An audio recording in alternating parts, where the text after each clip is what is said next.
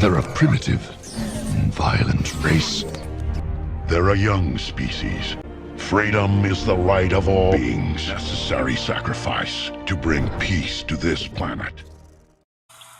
We have developed speed, but we have shut ourselves in. Machinery that gives abundance has left us in want. Our knowledge has made us cynical, our cleverness hard and unkind. We think too much and feel too little, but we have lost the way.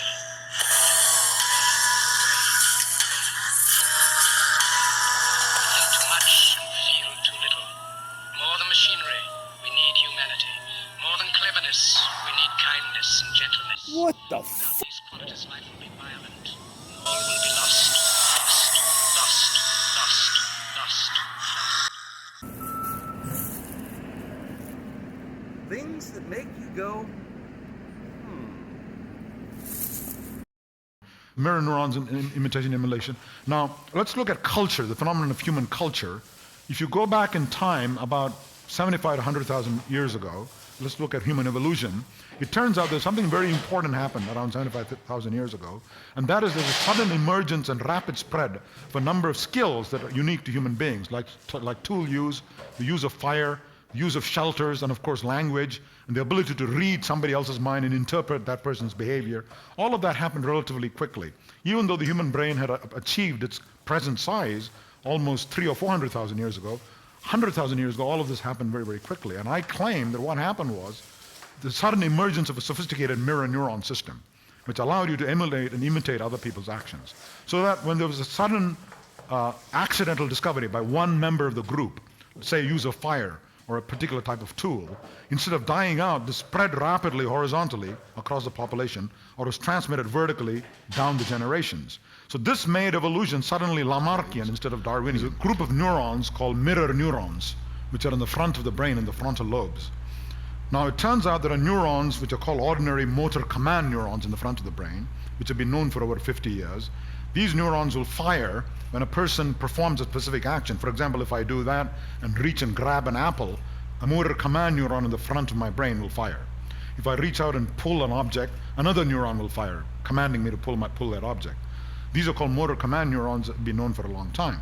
But what Rizzolatti found was a subset of these neurons, maybe about 20% of them, will also fire when I'm looking at somebody else performing the same action. So here's a neuron that fires when I reach and grab something, but it also fires when I watch Joe reaching and grabbing something. And this is truly astonishing because it's as though this neuron is adopting the other person's point of view. And it's almost as though it's performing a virtual reality simulation of the other person's action. Now, what is the significance of these mirror neurons? For one thing, they must be involved in things like imitation and emulation, because to imitate a complex act requires my brain to adopt the other person's point of view. So this is important for imitation and emulation. Well, why is that important? In Darwinian evolution is slow, it takes hundreds of thousands of years. A polar bear to evolve a coat will take thousands of generations, maybe 100,000 years. A human being, a child, can just watch its parent kill another polar bear and skin it and put the skin on its body, fur on the body, and learn it in one step. What the polar bear took 100,000 years to learn, it can learn in 5 minutes, maybe 10 minutes, right? And then once it's learned this, it spreads in geometric proportion across the population. And this is the basis of this imitation of complex skills, is what we call culture, and is the basis of civilization. Now there's another kind of mirror neuron, which is involved in something quite different, and that is there are mirror neurons, just as there are mirror neurons for action, there are mirror neurons for touch. In other words, if somebody touches me, my hand, a neuron in the somatosensory cortex, in the sensory region of the brain, fires. But the same neuron, in some cases, will fire when I simply watch another person being touched.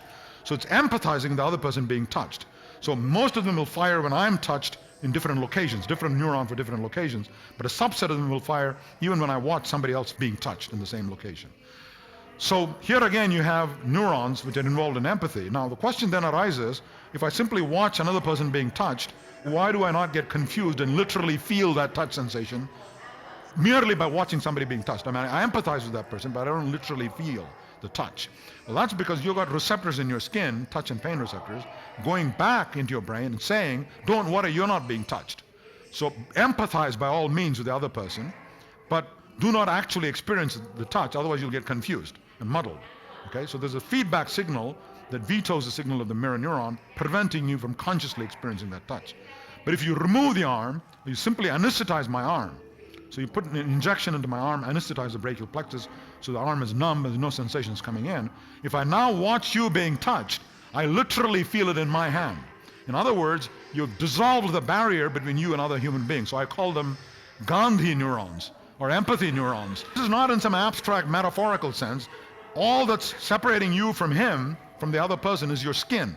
Remove the skin, you experience that person's touch in your mind. You've dissolved the barrier between you and other human beings. And this, of course, is the basis of much of Eastern philosophy, and that is there's no real independent self aloof from other human beings, inspecting the world and inspecting other people. You're in fact connected, not just via Facebook and internet. You're actually quite literally connected by your neurons, and there's whole chains of neurons around this room talking to each other, and there is no real distinctiveness of your consciousness from somebody else's consciousness. And this is not mumbo-jumbo philosophy. It emerges from our understanding of basic neuroscience. So you have a patient with a phantom limb, the arm has been removed, and you have a phantom, and you watch somebody else being touched, you feel it in your phantom. Now the astonishing thing is, if you have pain in your phantom limb, you squeeze the other person's hand, massage the other person's hand, that relieves the pain in your phantom hand. Almost as though the neuron were obtaining relief from merely watching somebody else being massaged. People regarded science and humanities as being distinct. C.P. Snow spoke of the two cultures, science on the one hand, humanities on the other. Never the twain shall meet, lies the interface, allowing you to think about issues like consciousness, representation of self, what separates you from other human beings, what allows you to empathize with other human beings, and also Were we so different? even things like the emergence of culture and civilization.